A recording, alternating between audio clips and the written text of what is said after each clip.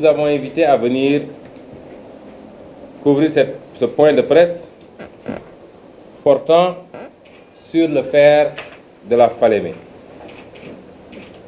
La Falémé porte le nom d'un bras de fleuve dérivé du fleuve Sénégal qui se trouve quasiment à la frontière entre le Sénégal et le Mali.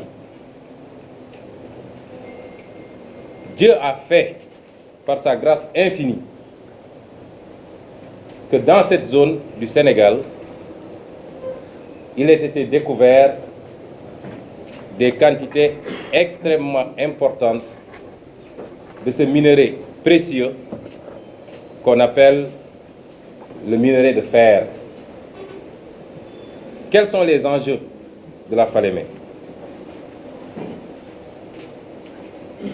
Les enjeux, c'est qu'il a été découvert des réserves prouvées. Dans le jargon, on parle de réserves prouvées, qui tournent autour de 750 millions de tonnes de minerai de fer. 750 millions de tonnes de minerai de fer. Ce minerai, si on devait l'évaluer, et ce que je dis est extrêmement important, parce que nous voulons que le peuple sénégalais de plus en plus se concentre sur l'essentiel et surtout puisse comprendre qu'il peut avoir ou reprendre son destin en main parce qu'il a les moyens, tous les moyens qu'il faut pour cela, sauf des dirigeants de qualité. Les enjeux, si on se situe dans une première hypothèse qui consiste simplement à extraire le minerai et à le vendre brut, à l'exporter, vous aurez le prix du minerai de fer aujourd'hui. Sur le cours mondial, c'est de 88 $. Donc, faites le calcul, vous verrez qu'on a une capacité de 33 000 milliards de francs CFA.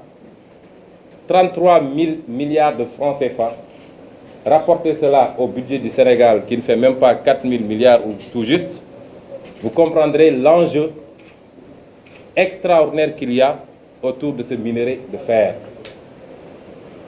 On parle beaucoup de pétrole et de gaz, et à juste titre, on parle de plus en plus de zircon, et c'est fort heureux, mais je voudrais qu'on sache que ce qu'on a ici, dans la Falémé, en termes de réserve de fer, dépasse tous les enjeux imaginables. Et ça, c'est l'hypothèse basse.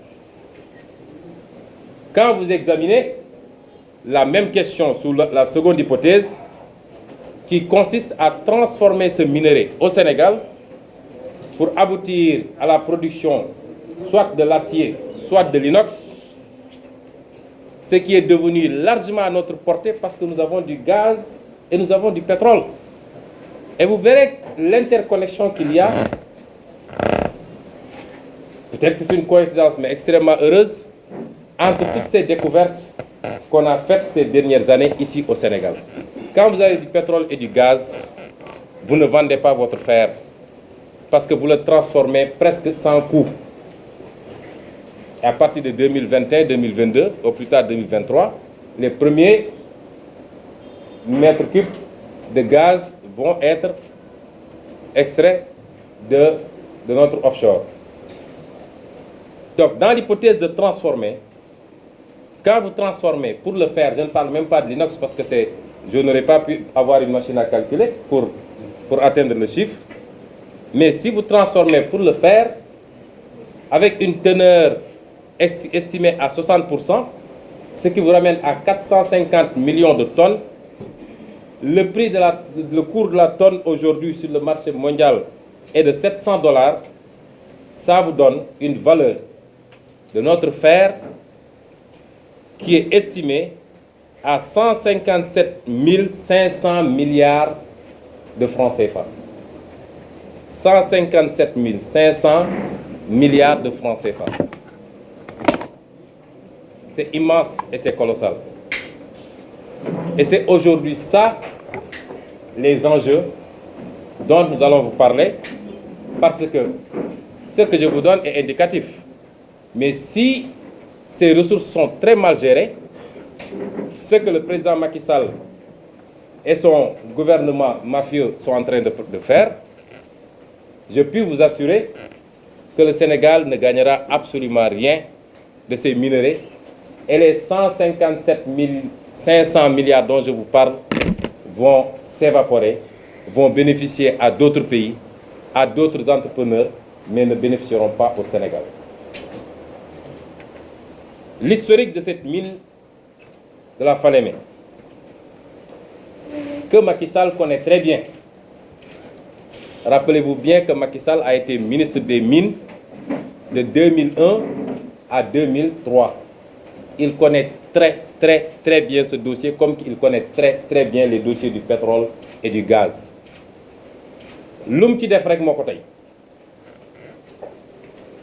Tout ce qu'il fait sur ces dossiers, c'est adossé à des intérêts crypto-personnels, mais ça ne peut en aucun cas se justifier par l'ignorance.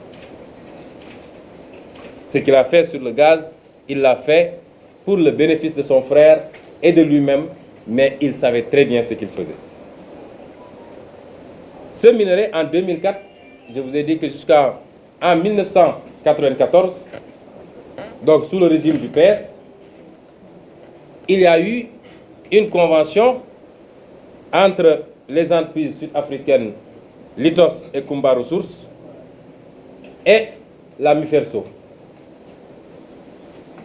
Ce qui avait amené cette entreprise à commencer à faire de la prospection, ainsi de suite, et d'éprouver les réserves. Il se trouve qu'en 2007, en 2006, cette entreprise a été éjectée au profit de Mittal par sa filiale ArcelorMittal. Vous connaissez bien cette histoire. Et ça nous a valu une condamnation par le tribunal arbitral de Paris à payer 400 milliards à l'entreprise sud-africaine. 400 milliards qui, jusqu'à récemment, jusqu'à 2 ans, il y a 2 ans, chaque année, le budget du Sénégal payait cette somme-là. Le président Abdoulaye Wade a considéré qu'il y avait une meilleure offre avec ArcelorMittal et a pris sur lui de casser la convention avec Kumba Ressources. Kumba Ressources a cédé la place à ArcelorMittal en 2006. Et en 2007, l'État du Sénégal avait fait un régime spécial particulier à travers la loi 2007-25, accordant à toute entreprise qui investirait plus de 250 milliards des avantages cumulés du Code des investissements et du Code minier. Je me rappelle à l'époque que j'étais inspecteur des impôts, secrétaire général du syndicat des impôts, j'avais publié un article qui s'appelait loi 2007-25, une loi anticonstitutionnelle. Et j'ai cherché cet article, je l'ai retrouvé ce matin par l'entreprise parce que ça a été publié par Sud FM, Sud Quotidien de l'époque, et Le Populaire. J'ai pu retrouver cet article que je peux partager avec la presse. Pour ceux souvent qui disent où est-ce qu'ils étaient avant. Nous avons commencé notre combat depuis longtemps sous d'autres formes. Et nous avions dénoncé cette loi qui n'était pas bonne pour le Sénégal. Et l'histoire nous donnera raison cette fois-ci. Comme toujours d'ailleurs depuis qu'on a commencé à nous prononcer sur la gestion des affaires publiques. Puisque ArcelorMittal n'a pas respecté ses engagements, l'État du Sénégal l'a attrait devant le même tribunal arbitral de Paris, qui en 2013 a arbitré en faveur de l'État du Sénégal, mais là aussi, autre forfaiture. Macky Sall et son ministre de l'économie de l'époque, Amadou Ba, ont préféré, alors que les enjeux portaient sur 250 milliards, ont préféré faire un compromis et demander à ArcelorMittal de verser uniquement 75 milliards. C'est un crime, c'est une forfaiture et c'est une trahison.